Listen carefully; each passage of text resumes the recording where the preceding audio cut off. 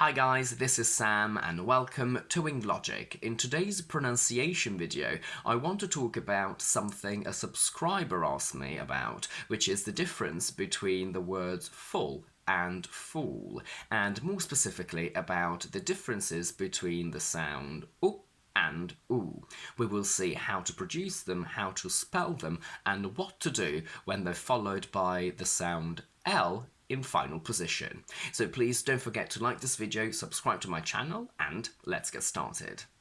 If we look at the vowel grid, which is a representation of your mouth and where in your mouth you produce vowel sounds, we see that the oo sound is a short, closed, back, rounded sound. I will link here my video on general pronunciation terminology for you to have a look at, but these terms mean that the sound is short in length, it's closed, so your mouth is not open, but it's closed up here, like that. It's a back sound, meaning that the back of your tongue goes up, and as a natural reaction, what happens is that your lips are curled and rounded forward.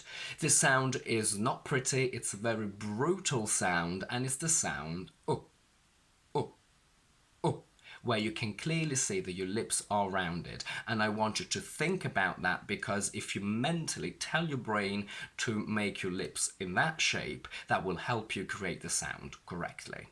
As we know, English spelling is flawed and full of exceptions, but as a general rule, we get the sound oo when we have double O in monosyllables ending in d or k. We say look, took, good. Double O in other combinations, foot, soot, wool.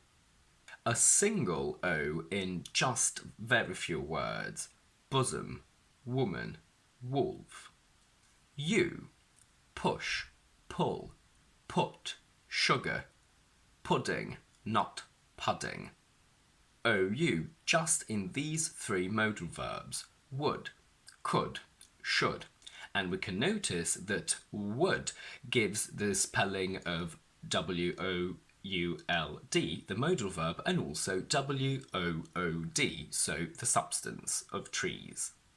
Now, in spoken, current, young English, the original sound oo doesn't quite exist anymore, as we sort of changed it into something that sounds very similar to the schwa sound and I was actually very surprised when I studied pronunciation, because up until that point I just thought that this current way was the correct one, and I didn't know that there was a more technically accurate one.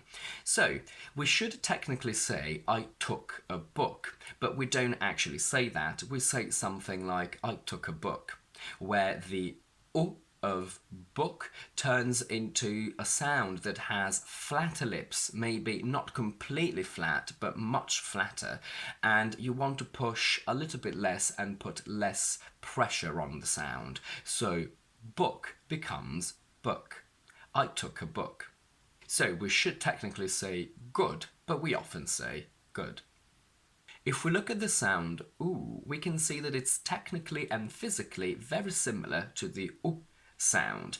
The difference is that it's longer because we have a colon, the two dots, and it's more closed than the oo. So I want a more closed, rounded shape, because the back of the tongue goes up here as well. So we go oo, oo. And unlike the oo sound, this sound is much softer and more elegant, if you will. So we have oo, ooh, ooh, ooh.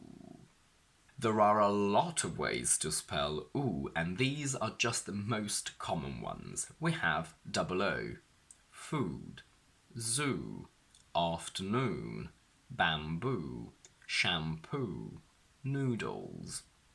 O plus consonant plus a silent E, only in the words move, prove, lose, whose, from which we get movie, approval, removal. A single O only in these words, do, to, which spells T-O and T-W-O, who, womb, tomb. EW in final position of monosyllables, flew, blew, chew, through.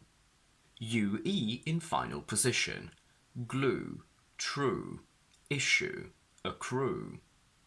U plus consonant plus silent E, rude, truce, intrude.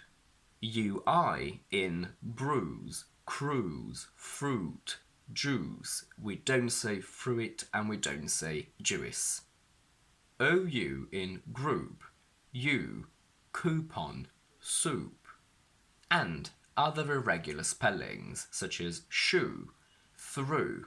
We can see that the sounds through spell the words THREW and THROUGH. So, why are the words full and fool quite tricky to pronounce and to differentiate? The problem is not with the sounds U and oo per se. The problem is the L at the end of these words.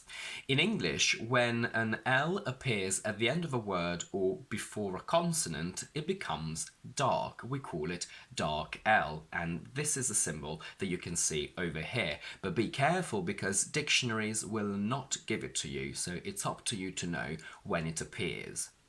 The dark L is very complicated to produce because unlike the clear normal L, where the tip of your tongue touches the back of your top teeth, L, L, L, here the tongue curls against your alveolar ridge. The alveolar ridge is this area over here where basically your top teeth join the gum. So you want to curl it so the bottom of your tongue hits it slightly. And we have the sound L, L, L, which will give you this L sound coming from here. So we have the clear L, L, and L for the dark L. Because this is a very complicated sound to produce, when you practice it, you can exaggerate it just so you can trick your brain into creating it correctly. You can go oh, oh, oh, where you're sort of trying to massage the alveolar ridge with the bottom of your tongue, and you want to almost come down as if you were licking something, but backwards. So oh, oh. Oh. Then when you speak, your mouth will automatically adjust it to a normal way of producing it, which is L, L, L. Now, the problem with this sound is that because it's not a pretty sound, it's not easy, and it's a sound that distorts sounds before it, it then affects the sounds U and oo, which are not as bright as in the words, for example, took and food, but they become a little bit different. So when we put this sound next to the U of full, it's not just like saying f, u, l next to each other, but this l sound distorts the U and makes it more into a sort of all, so it becomes full. Full, full. I really want you to practice and focus on getting the tongue curling against the alveolar ridge for the L. That's your goal. That's where you want your tongue to go at the very end of this sound. The same happens with the second word. We don't just say f, oo, l, but together it becomes fool, fool, fool, where the dark L basically sort of muffles the oo a little bit. So we have full, fool. I want you to still focus on the length and quality of the U and oo, but also on the tongue movement for the L sound, which will create the difference that can be a little bit tricky to produce. And on that note, let's see what happens when we create adjectives with the suffix ful, when we go from use to useful, beauty to beautiful. In this case, this last U before the L is not pronounced as a U sound followed by a dark L, but it's only pronounced as a weak, simple schwa, which also gets distorted by the dark L a little bit, and it sounds more like an O sound. So we say useful, beautiful, but we don't try to say useful and beautiful, putting a U, because that would be incorrect. And that's it for today. If you like this video, please don't forget to give it a thumbs up and to subscribe to my channel. And do let me know in the comments if you've ever struggled with these two sounds and if this video has helped you. In the meantime, I will see you on Thursday and Monday with my quick vocabulary videos, and next Tuesday with my next explanation one.